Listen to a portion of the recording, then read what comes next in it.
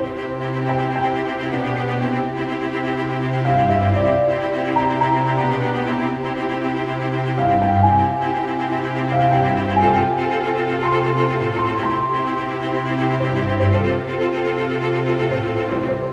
everyone and welcome back to Superboy Beyond, and we are still in season 1. We are running through all of season 1 now because, we're going to start rewatching from episode 1 and go in order once we've finished our commentaries on every episode.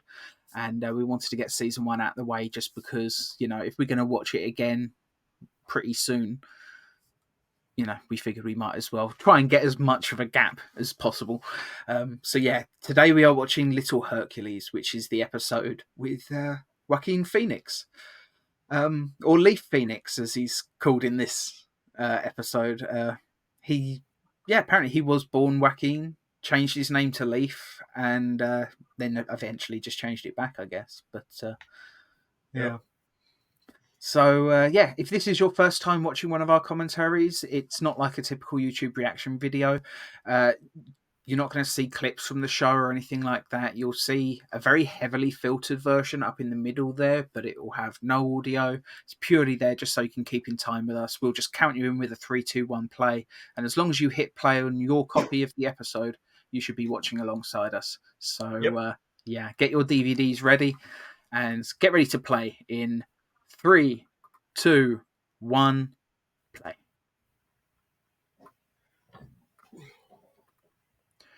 So I think this is the last season 1 episode that we're going to be watching for quite some time. I think we've done all of them now, except Jewel of Tetracal. But since that is literally episode 1, we know we'll be watching that one relatively soon anyway. So that's why we're not going to watch Jewel of Tetracal now. Starting next week, we'll be just running through all the episodes from seasons 2, 3, and 4 that we haven't watched as of yet.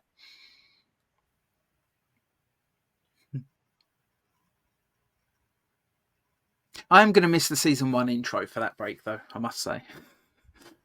Yeah. Season 1 second intro had its charms. Yeah. The first one was a little bit basic. I still think it was just a special effects test to see if they could actually do it on a TV budget. Might as well use it,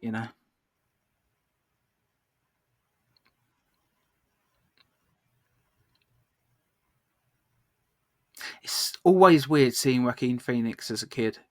I know he started acting as a kid and he was in a lot of stuff back then, but especially weird seeing him in a DC project, considering, he's now won an Oscar in a DC project. Well, you know the line from The Dark Knight.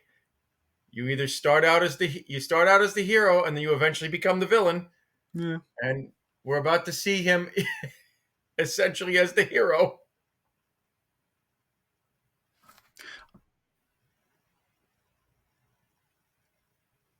Let's face it, though, who at some point in their childhood didn't fantasize about being Superman and beating up the bad guys at school? It's so weird how they're dressed, though. They're sort of, it's like a West Side Story sort of. They're almost like punks from a musical. It's so over the top. But, I mean, he's a kid fantasizing, so I guess,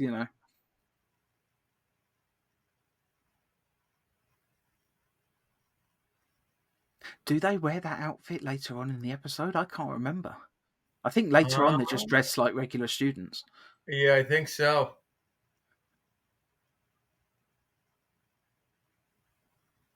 You don't see those 80s earrings very much anymore, do you? There's a reason why. I guess, but I mean, if you've got the confidence to pull it off, I say fair play to you. I don't think you'll ever catch me wearing one of those, but yeah. I like that he's wearing a Ninja Turtles t-shirt as well. They must have gotten permission for that, surely. I'm sure they did, or if they didn't, it was shot in such a way that you could tell what it is, but you can't tell what it is.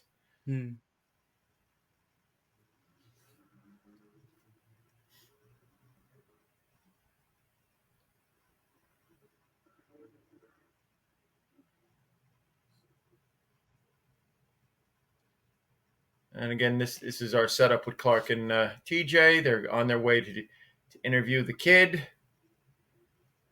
Hmm. not for the for the paper though. Hmm. They're trying to convince him to go to Schuster. Which is an interesting twist on the story. You know, they very easily could have just made it an interview for the paper or something, but hmm. It's almost a shame that he wasn't in season 2 as a Schuster student or something.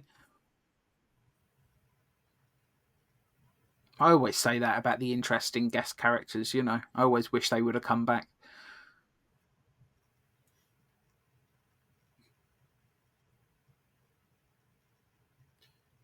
And honestly, looking at Joaquin here, he does. Even though you can, he his face is totally different.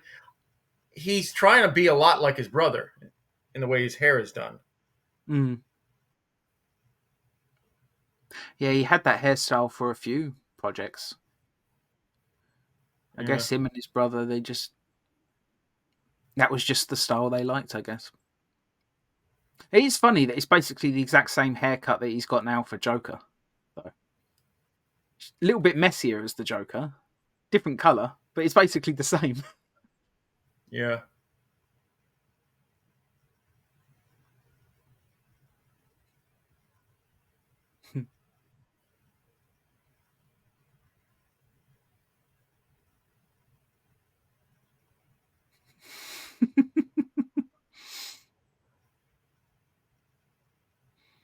Always love that moment. Nice use of a superpower there. And I always liked that little trick that he did, you know. He may be being picked on, but he's standing up for himself in other ways. Like he's using his head to sort of mess with them psychologically a little bit. Yep. And I like this whole moment with Clark. Using his super breath. I guess when he's looking at what was going on, he's seeing himself at that Mm, age. absolutely.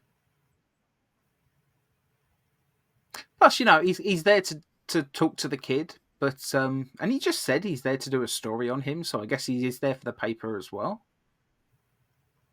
But yeah,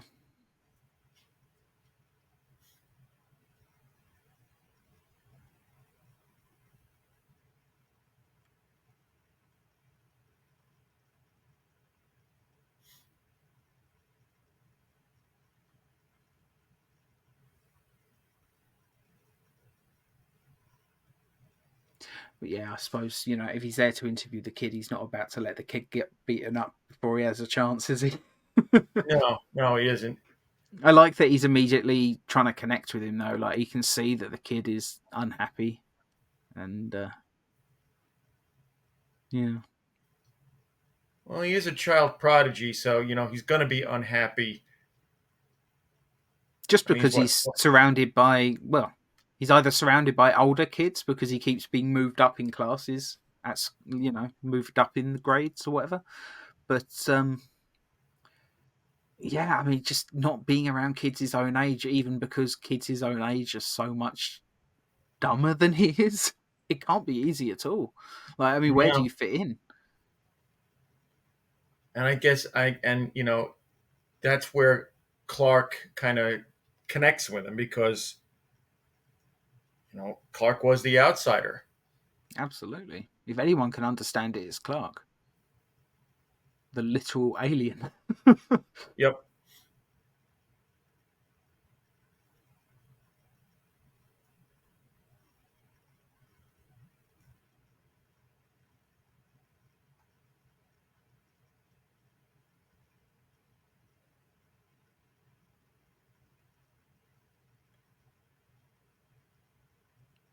That's another issue, I suppose. Yeah. How can he get a girlfriend when all the girls his age are too childish? Although I'm sure that he's not quite as mature as he thinks he is. You know, he may be intelligent, but that doesn't mean he's emotionally intelligent. Right. I It's suppose every not. kid wants. Let's face it, every young boy wants a slightly older girlfriend, doesn't he? You know. Well, yeah. I mean, I had a thing for Stacy. Yeah. Every time you watch TV, I mean, you're crushing on, the actresses and stuff, you know what I mean? I can't tell you how many crushes I had as a kid. I think my first one was Xena Warrior Princess. Didn't even watch the show. I think I just saw it a couple of times and I was like, wow, I like her.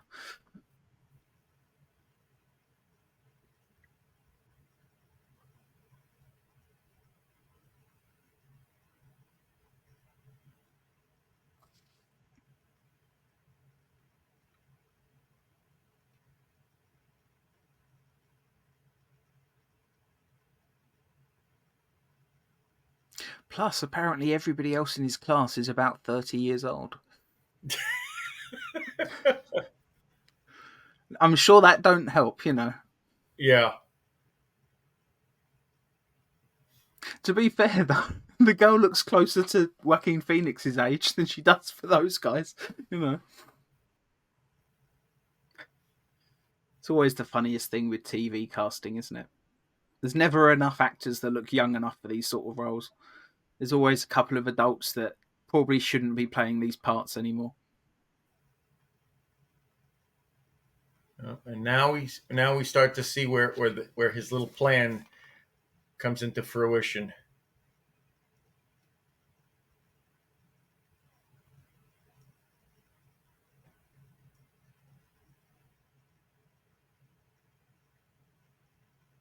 Yeah, and this is the part where it sort of goes into war games territory a little bit with hacking the government and everything that happens after. I always liked when Superboy sort of was inspired by a popular movie or something and did their version. Inspired by, but not completely ripping it off. As we'll Sometimes see it in, went a bit too far. Yeah. yeah, like Superboy, rest in peace. Yeah. I mean, that ripped it off even down to the cinematography. The biggest problem with it is just that they didn't go all the way with it, Like that one shot where they were moving through the bar and we had the POV shot. Like, I wish they had some text on screen or turn the screen red or something just so it looked like you were seeing through a robot's eyes. But Yeah.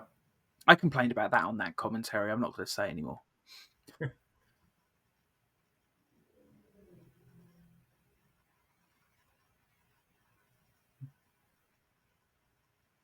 I love this bit.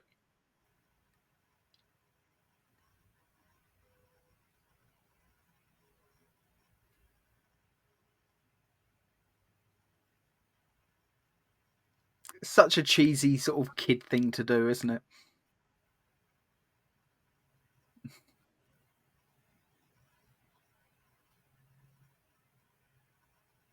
He almost causes World War III to send her his love poetry. I love that. Little extreme. Little bit, but you can't say it's not romantic at least. Incredibly over the top, kind of cringy, but it's not romantic.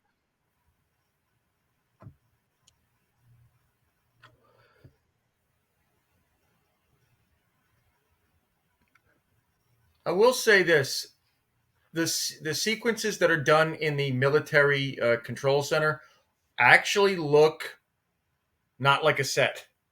Yeah, it looks pretty good. I was thinking the lighting is pretty decent in that set as well. Obviously, it's because it's got the red light flashing and stuff, but it adds atmosphere. Like, it's really well directed. But this is an episode directed by David Grossman, so he usually does a pretty damn good job. I mean, there was a conversation earlier between Clark and Little Hercules, I forget his name, and literally the camera throughout the whole thing was just just going around them, just spinning constantly. And it was just a really Right. nice dynamic camera movement. I forgot to mention it at the time, but I remember thinking that was a pretty great bit of directorial flair there. Well, Grossman has always been good at that kind of stuff. Absolutely.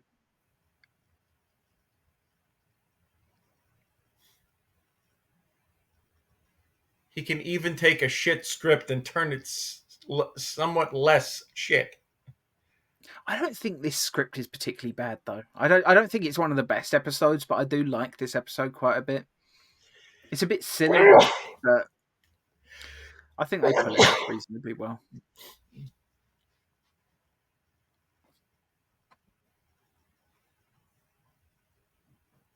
Yeah, And this slamming your episode hip does have disc some. on the keyboard is really going to help you. Yeah. This episode does have some great use of stock footage as well, I must say. Because they didn't shoot any of this for Superboy. Oh, yeah. Probably just, go down to a stock footage place or whatever and just buy the footage. At least I'm guessing that's how it worked back then, since there was no internet. Guessing you actually had to go to a place to purchase stock footage. Or maybe there's just a library of it or something, I don't know.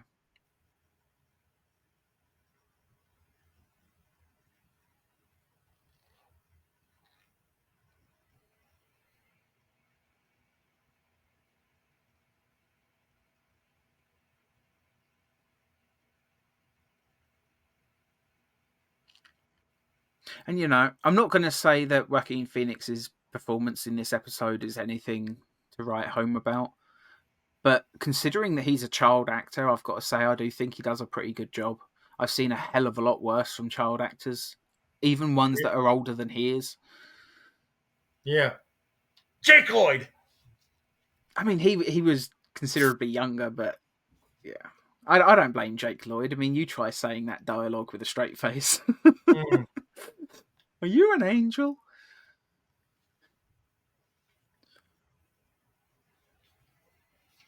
You live on the spice moons of Viego, I think. I think that's the line. Yeah. Every Star Wars fan in the comments is like, holy shit, you remembered the line. If I got it right. If not, they'll be roasting me. Oh, yeah, they will. They will. Feel free.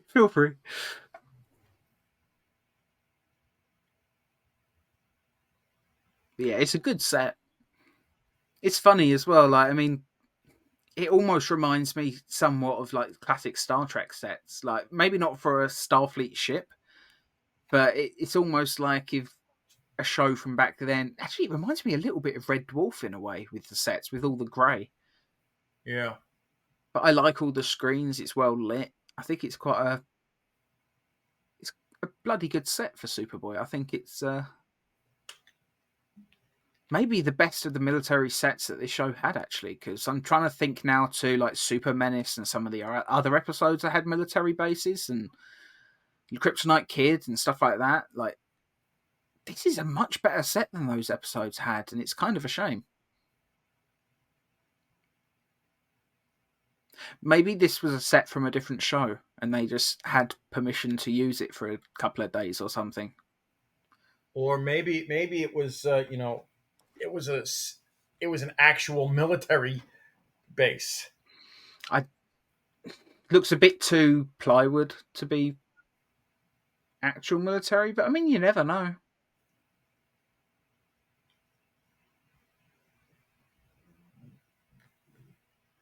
I mean, with the lights going and how dark it is and all of that, it almost reminds me of like a submarine movie. Like, it feels quite cramped and very atmospheric and stuff. Like, maybe they're actually filming it on a boat or something, like a retired military vessel. Who knows? I think they would have had to redress it considerably. And I'm pretty sure some of those panels on the thing he's typing on were stickers. They didn't look like actual buttons. Yeah, it looks like some things look like they're sort of stuck on a little bit. Yeah. Still, it doesn't look bad.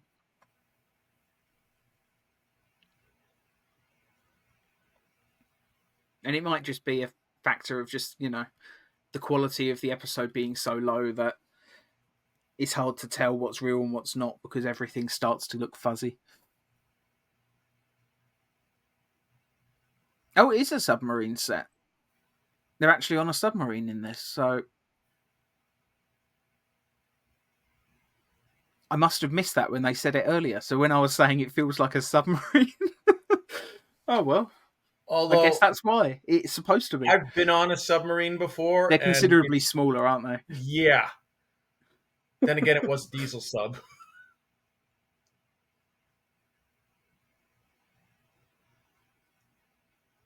See, I just wonder if it's just a set that they had at the studio that they can just build and they just redress certain elements for what they need for different projects.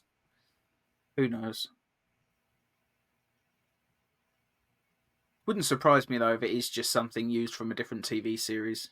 Same way they used that shot of the ship flying away from the planet for the intro for seasons 3 and 4 that you pointed out is from a different show entirely. Yeah.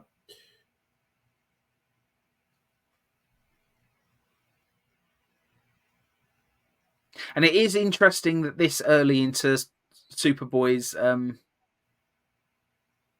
career that they almost, they very nearly test whether he can survive a nuclear explosion. Like, it's a nice little nod to certain other comics that did it later. I mean, I may not be the biggest Frank Miller fan, but yeah, it was Frank Miller, wasn't it? In Dark Knight Returns that did the nuke scene, and he Yep. sucks up all. Yeah, I thought it was, but for some reason, then I was thinking, wait, that wasn't Alan Moore, was it? It's been too long since I've read it, but it's not one of my favourite stories, as I say. The only question I have is, why didn't he just pick the sub up and throw it into space? Yeah, maybe he's not quite strong enough for that yet. I don't know. It would have been a lot easier. Or just like you use your heat vision to disconnect all the explosive parts and just cut those out like a big, like cutting the core out of an apple and then just fly that bit out. If you can't carry the whole sub, maybe he didn't have time or something. But that is always part of the fun, isn't it? Thinking about Superman's powers and how you would have handled it. Yep. Although we have the benefit of several decades of hindsight. Yeah, Clark's only been doing this for what, a year now? Yeah.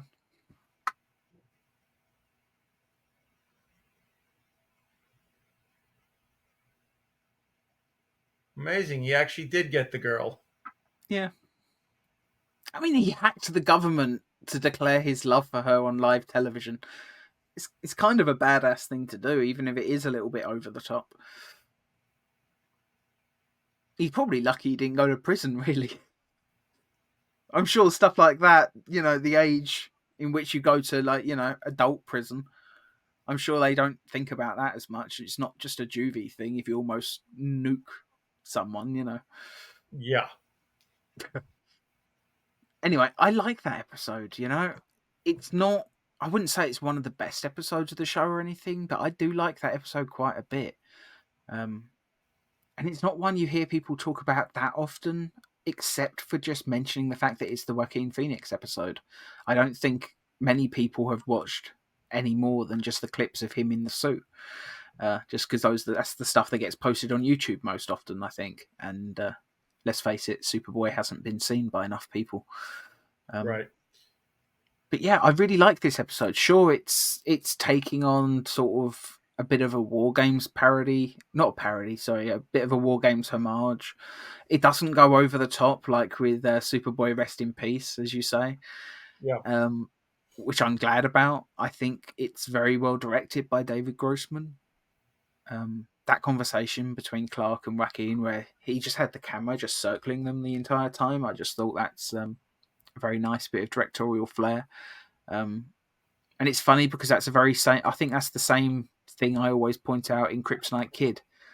That scene where the two Gerards are having a conversation and the fact the camera is always moving. It's a very dynamically shot sequence. I wonder if that's a David Grossman episode too. It wouldn't surprise me if it is. But yeah, if you want to talk about some of the stuff you really like and whatever about this episode, I might as well quickly look that up and see if he did direct Kryptonite Kid too. You know, it's a little, as much as I like the episode, it's, as you said, it's not great. Okay. Um, it does have some drawbacks to it. One of which being, what you pointed out, the 30-year-old high school students. Yeah. But yeah, it has its charms to it. It also has its drawbacks. The The set that they have for the military base or submarine or whatever it is looks great. Hmm. You know, John, he doesn't really have all that much to do in this. This is mostly a guest star centered episode. He has a few good scenes as Clark, but yeah, not very much as Superboy until the end. Um, I Yeah. like the scenes that he had with Joaquin Phoenix, though. Um, yeah, or Billy, as his name was. But yeah, I like it. I don't think it's anything special necessarily. I think if it wasn't for the guest star, this would be a much more forgettable episode. But as you say, the military base slash submarine looks very good. You know, okay, it doesn't look completely realistic, but Looks more realistic than what we've seen before in the show. yeah, it's probably the best looking military base sort of set, or the best looking just military anything set that the show has had. A lot of the time, it's just sort of an empty room or something. Like every time we have a military base, it's just an empty room. Sometimes there's a window with a wall separating it, and that's about it. It's always pretty much the same thing. On the other side of that window, it'll either be the Kryptonite Kids lab, or it will be, you know, where they're doing the red Kryptonite experiment or whatever. And it's just basically the And same it thing. and the other thing is that this one has a lot of extras in it. And I know we were talking about that in our one of our last commentaries, which was it was a season one episode that we just did. War of the Species. War of the Species. Yep. Yeah. So it seems a little bit more, you know, extra heavy in this, which makes it look more realistic. I think that adds to what we're saying here.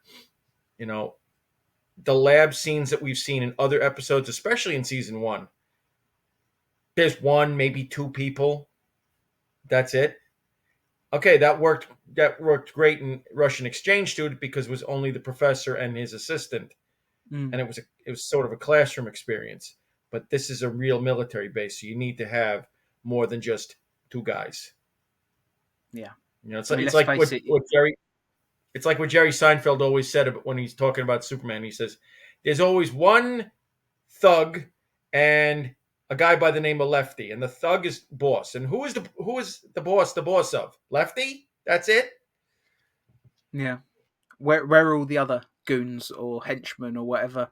You know, if it's organized crime, you expect there to actually be some organized crime going on. You know, it involves a lot of people. You Right. can't do it if it's just two guys. You know, who are you intimidating as two guys? You know, two guys is two Yeah. bullets essentially in the organized crime world. Really, isn't Yeah. it? But So this episode yeah, really does that whole aspect very well. You yeah, know. if you're going to have the military, have a bunch of soldiers around. You know, even Kryptonite Kid. Like, I mean, there's a few people around, but nowhere near enough. I mean, it's, you know, even in Super Menace, I think when they're doing the initial Red Kryptonite experiment, it's literally just Superboy, the general, and then there's a couple of scientists in the room doing the actual experiment. So four people, and that's it. You'd think if they're doing this experiment with kryptonite, which they've previously said, you know, they don't want anything to do with if it's this much of a danger to Superboy. If they're doing this, you'd think there'd be a lot more security around to stop it getting stolen by someone like Luther, who has made it known that he wants kryptonite. Right. In fact, how many people want to kill Superboy? Like, there must be any number of villains that wants to break into that place just to steal the chunk of kryptonite that they've got. Yeah. I mean, Yeah, at this point, and at, well, that point in the series, there was Luthor, there was Metallo, and any number of just thugs. yeah. I mean, let's face it, you know, any organized crime boss in this universe would probably really want a chunk of kryptonite just as insurance, you know, just something to keep in their desk drawer. So if Superman flies through the window one day, he falls to his knees immediately, you know, just Yeah. something as a insurance policy, just in case Superman or Superboy ever notices you. But yeah, you'd think there'd be a bit more security around in that case. But going off on a bit of a rant now, I just think that, yeah, if they got it so right with the set in this episode, it just annoys me a little bit that every time we've seen any sort of military set after this, it's been kind of a downgrade. I'm not saying it even looks bad in the other episodes, it just doesn't look anywhere near as good as this one. Yeah. Yeah, David Grossman, like, I mean, as you say, this isn't the best script, but David Grossman absolutely just knocked it out of the park with the directing on this. Like, he took an episode that probably would have been quite forgettable, but he made it very entertaining. I actually do like this episode quite a bit, and Yeah. sure, it wouldn't be quite as relevant without Joaquin Phoenix, but I still think it would have been an enjoyable episode, Yeah. nonetheless. But Yeah. What would you give as our grade for this episode?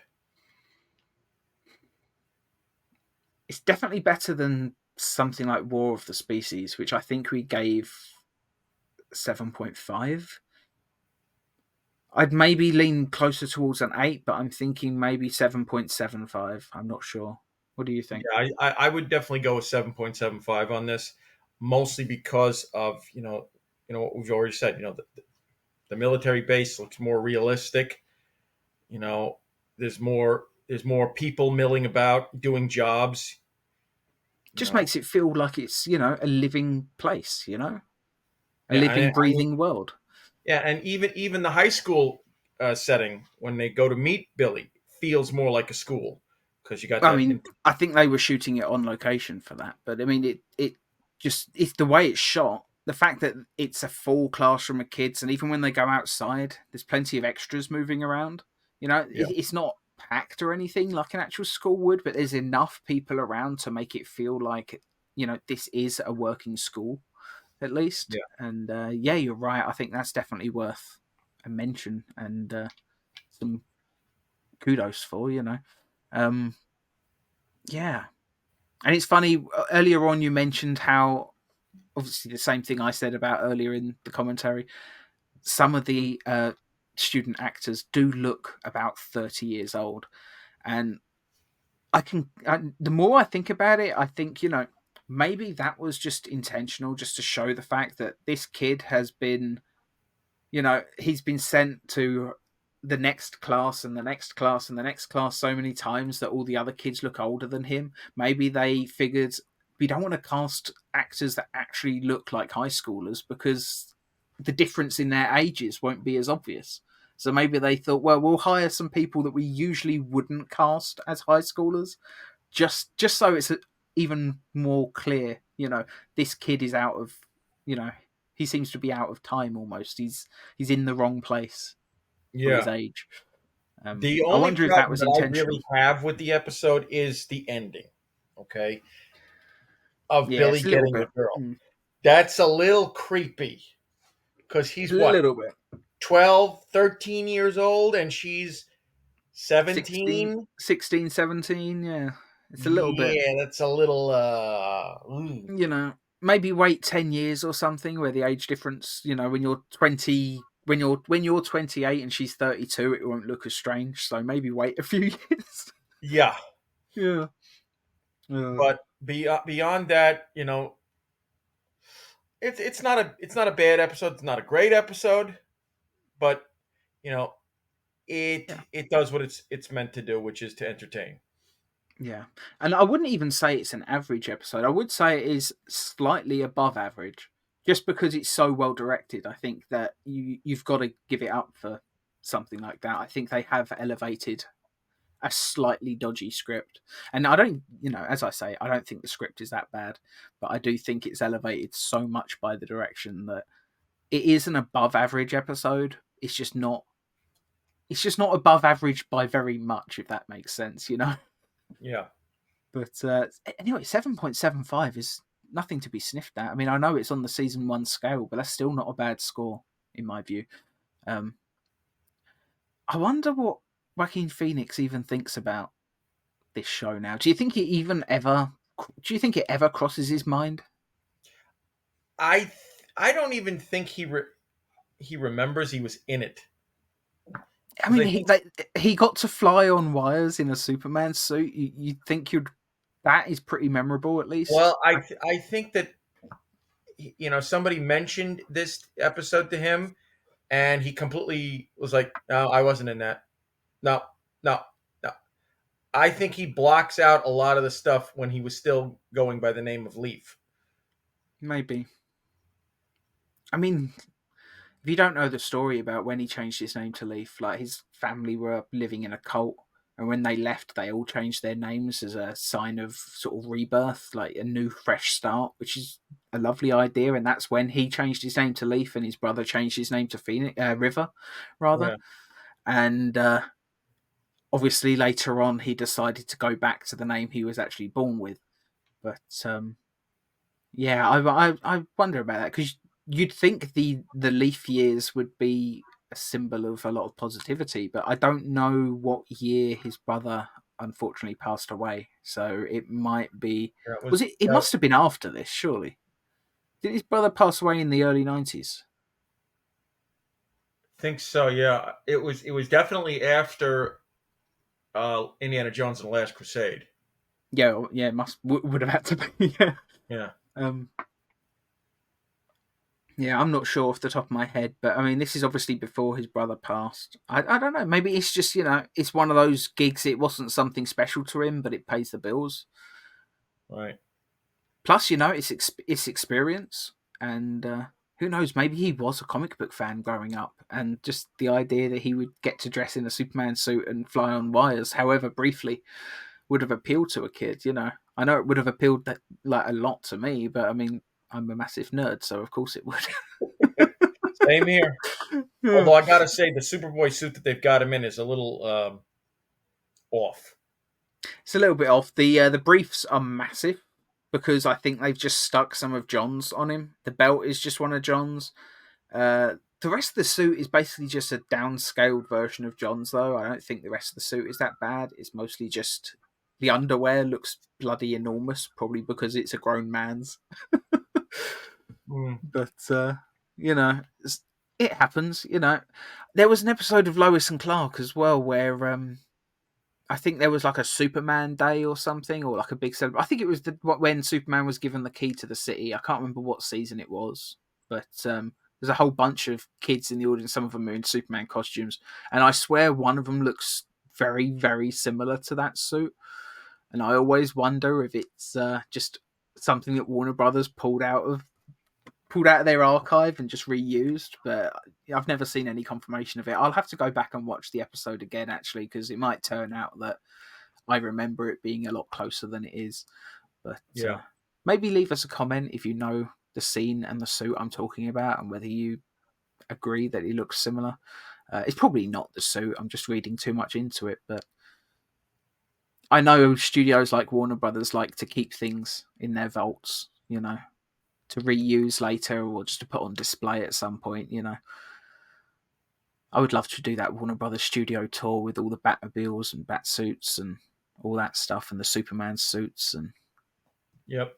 yeah. Anyway, that was Little Hercules.